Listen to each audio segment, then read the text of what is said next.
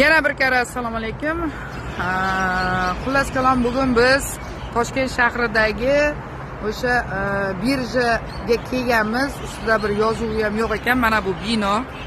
O'tgan safar xabaringiz bor. Qolipli non ishlab chiqarish uchun, arzonlashtirilgan un olish uchun birjada qatnashish uchun Toshkent viloyati hokimligini xat kerak deb rahbarini shaxsan o'zi tushib, shu xatni olib kelib bersanglar bo'ldi.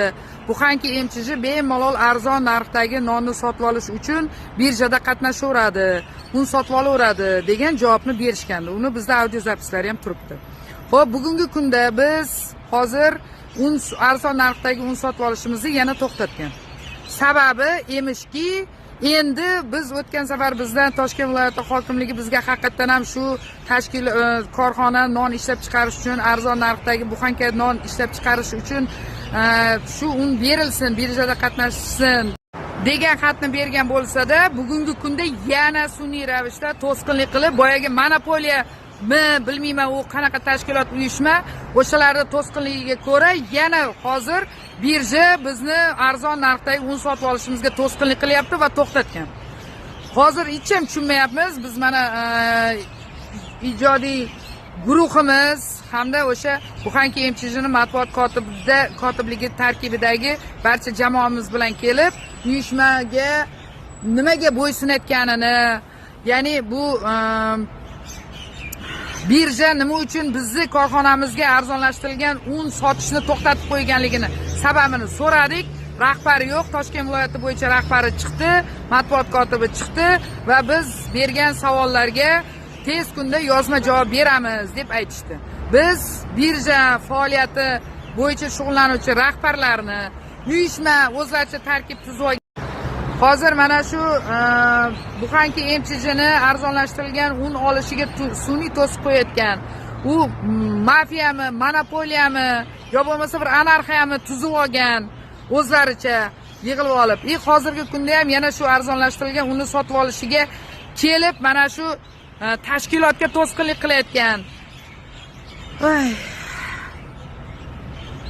Birjada qatnashishiga, arzon un sotib olishiga sun'iy to'siqlar qo'yayotgan barcha tashkilotlar bilan qonuniy tartibda gaplashishga kelishib oldik. Demak, hali sud proseslarida ham gaplashar ekanmiz. Uyushma qanaqa uyushma javobini beradi hali. Bu Toshkent shahar hokimligi nima uchun bu birjada bizni tashkilotimiz, MChJimiz qatnashishiga to'siqlik qilyapti? Yo bo'lmasa birja nima uchun arzonlashtirilgan unni sotib olishiga to'siqlik qilayotganini sud tartibida demak kelishib olishga qaror qildik. Mana bayramlar kirib kelyapti, yaxshi kunlar oldinda, xudo xohlasa, yil yakuni bo'lyapti. Xalqimiz non yeyish kerak, birlamchi mahsulot.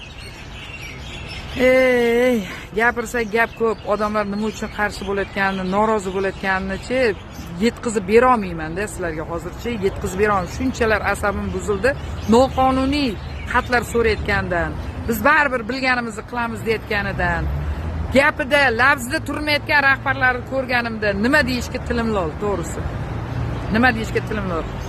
Hurmatli vazirliklar, o'sha non yetkazib berish bo'yicha Uzdon vazirligi, iltimos bu vaziyatni o'zingiz qo'lga oling.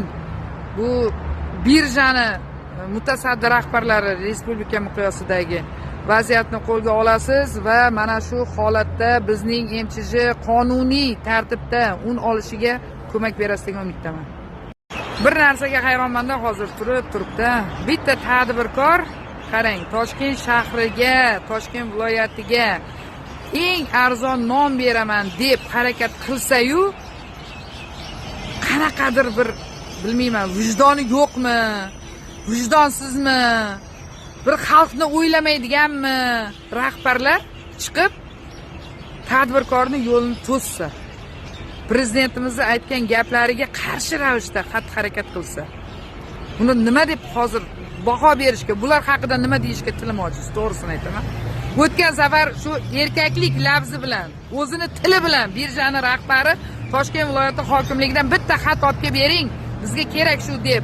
Bo'ldi, hech qanaqa muammo yo'q, hech qanaqa to'siq bo'lmaydi degan odam mana bugun endi orqaga qaytib, lafzidan qaytib, bizga aytgan gapidan qaytib, hozir endi yana boshqa to'siqlar qo'yyapti.